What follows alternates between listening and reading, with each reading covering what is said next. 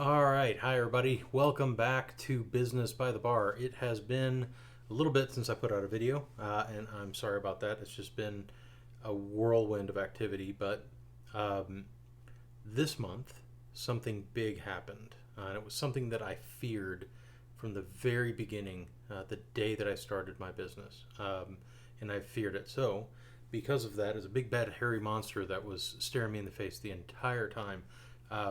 It finally happened. So I'll share some of that a little bit later, because I want to wait for it to fully resolve and see how things actually land.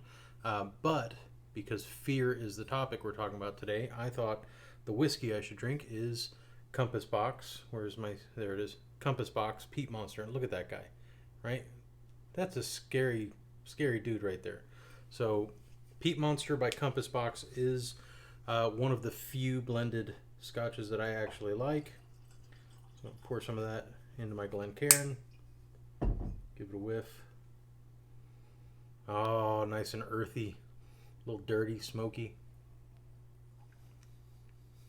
Oh, everything I love about Islay. All right, so fear. Where do we start?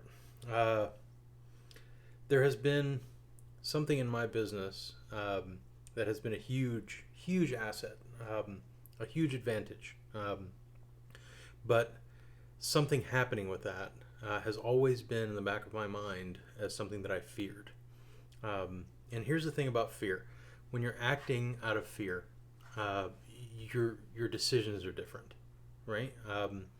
You don't want to upset a cart. You don't want to upset a person. You don't want to change a dynamic on something. You don't want to take a risk.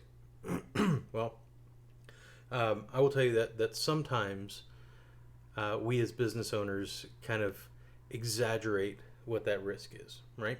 So that when you spend a long time waiting or fearing that something would happen, and then when it actually does, well, it turns out it's not as bad as you thought it was, right? It's not the end of the world.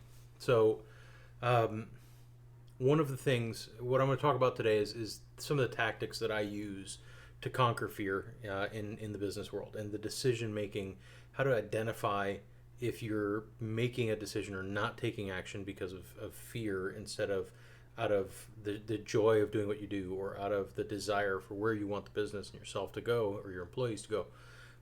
And that's a big difference. That frankly is, when you're acting that way, it takes an awful lot of luck to not to stay alive, to not fail. So there's a couple things that I use very specific, very tactically when I'm faced with a decision that I'm having a hard time with. One of those things is a very simple question, right? When you're not making a decision immediately, you're taking something home and sleeping on it, and it's very simple. It's to ask yourself, what's the worst that could happen, and if that happens, could I weather it, right? So if you're looking at a new marketing campaign, for example, and you're going to spend $1,000 to test something out, what's the worst that could happen? Well, the worst that could happen is you spend $1,000 and you don't get any business back. So are you in a position where, if that happened, maybe it would be a little uncomfortable, or maybe it would be a little difficult for a few weeks, but you would make it through, right? So very simple.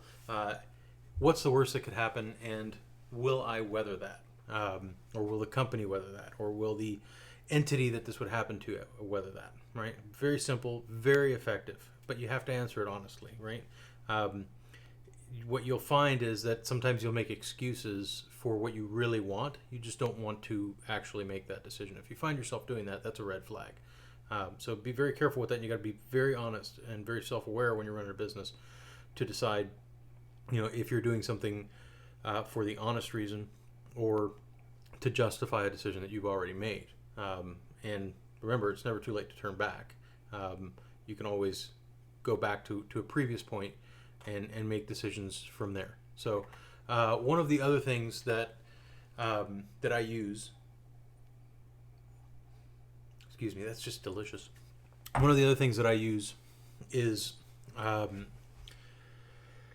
look at what the risk is on one hand, right? So you've got your risk here, and calculate what that potential loss is, and then look at the upside on the other side, right?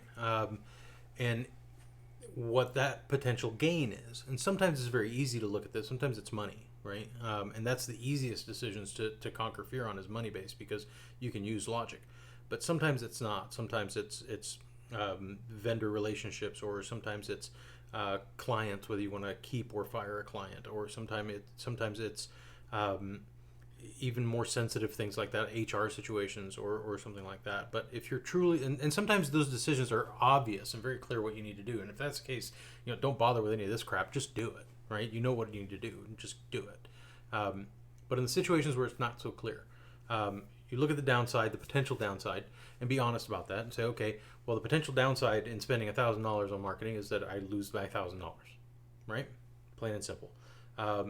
If the upside to that, what's the best that could happen?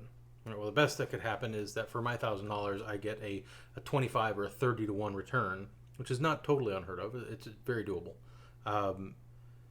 Well, I'm spending 1,000, but my return is going to be, let's say, 25 to 1. It's going to be 25,000 return on revenue. Well, break that down. What's the most companies? Let's just do it simply. Most companies operate on a 10% net, right? So that means net, the company's going to be left over with $2,500. Most companies don't operate at 10% net. They shoot for 10% net, but most fall short. So your risk is 1,000. Your potential is 2,500 net, 25,000 on the top line. All right. So depending on how you run your business, which one you focus on, you would look at that and you would say that my risk versus my potential reward, there's a 2.5 time or a 250% difference between the two. All right. So if that risk, the one that I use as a no-brainer to tell me if I'm being stupid, is if that risk is 20% of the potential return, right? So in this case, if I were spending $2,000 on marketing and I could lose it, and I'm going to make $10,000, right? So it depends on if you're looking at revenue or bottom line, but either way, that's how I do it, and I've always used that as kind of a measuring stick, right, of a risk as to whether I even need to look at it or not, right? If the risk is much higher than 20%, then it becomes something I need to actually look at. But if the potential return is 4 or 5 times my risk exposure, then no, screw it, just go, right? Why even bother thinking about this? That's a decision that you're never going to have to consider, unless there's some emotion involved. There's something that you don't want to do or something that you really want to do, and this is going to keep you from doing that. So don't let fear run your decision making, right? Number one, what's the worst that could happen, and can I weather that? If it's more complicated than that, then you look at your risk versus your reward. If your potential downside is 20% of what your potential reward is, then you got a no-brainer. Go ahead and do it, right? Those are for simple decisions. When you put human beings into the mix, that changes things. We can talk about the dynamics of employees and employers and friends and all that stuff at another time. But for now, I hope that you found those 2 tips, those 2 tactics helpful, and that you can run your business based on what you want it to become, not what you're afraid of happening. All right.